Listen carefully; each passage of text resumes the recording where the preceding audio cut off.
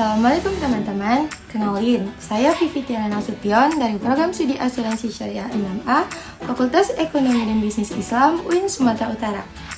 Pada video ini, saya akan membahas beberapa bentuk kejahatan yang ada di pasar modal, beserta contoh dan dampaknya secara sederhana yang mungkin agar bisa lebih mudah kita pahami. Mari kita simak pembahasannya.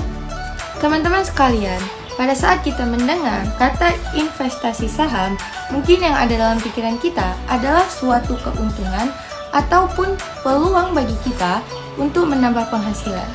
Namun, teman-teman tahu nggak bahwasannya di balik dunia investasi ini terdapat berbagai bentuk kejahatan yang dapat merugikan investor. Sudah pada tahu belum apa sih kejahatan di pasar modal? Kejahatan di pasar modal adalah suatu tindakan yang dilakukan oleh seseorang ataupun sekelompok untuk memperoleh suatu keuntungan secara tidak sah di dalam aktivitas investasi.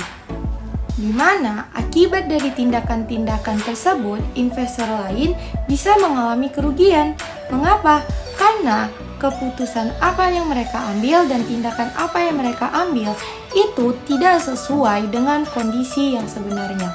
3 contoh atau 3 bentuk kejahatan di pasar modal, salah satunya adalah insider trading atau perdagangan orang dalam, kemudian yang kedua ada manipulasi pasar, dan yang ketiga ada penyebaran informasi palsu. Di mana ketiga hal ini dapat merugikan investor dan juga dapat mengganggu keadilan dalam kegiatan investasi. Insider trading terjadi ketika seseorang menggunakan informasi rahasia untuk membeli dan menjual saham demi keuntungan pribadi, yang mana tindakan ini merugikan investor lain karena informasi yang dimiliki tidak sama. Kemudian ada manipulasi pasar yang dilakukan dengan membuat harga saham terlihat menarik agar banyak orang membeli. Setelah harga naik, pelaku menjual sahamnya dan mengambil keuntungan. Berikutnya ada informasi palsu. Penyebaran informasi palsu dilakukan dengan menyebarkan berita atau rumor yang tidak benar tentang saham. Akibatnya, investor bisa salah mengambil keputusan dan mengalami kerugian. Ketiga hal tersebutlah yang menjadi contoh tindakan kejahatan yang ada di pasar modal. Lalu, teman-teman tahu nggak kenapa sih kita harus menyikapi kejahatan-kejahatan ini secara kritis?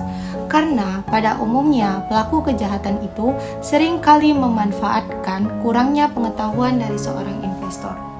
Maka, jika kita hanya mengikuti tren, mengikuti rumor, ataupun ajakan-ajakan orang lain tanpa diri kita sendiri yang mencari tahu informasi sebenarnya, maka diri kita pula lah yang sangat mudah untuk menjadi korban. Dengan meningkatkan pengetahuan dan berpikir secara kritis, kita bisa menjadi investor yang lebih bijak dan terhindar dari berbagai bentuk kejahatan yang ada di pasar modal. Dari pembahasan singkat yang telah saya sampaikan, sedikit simpulan dari saya bahwa menurut saya kejahatan di pasar modal tidak hanya disebabkan oleh pelaku yang ingin mencari keuntungan secara ilegal, tetapi juga disebabkan karena masih banyak masyarakat yang tergiur oleh janji keuntungan cepat tanpa memahami risikonya.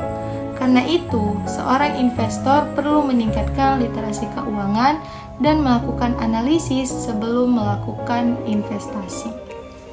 Teman-teman sekalian, sekian pembahasan yang bisa saya sampaikan. Mohon maaf apabila terdapat banyak kekurangan.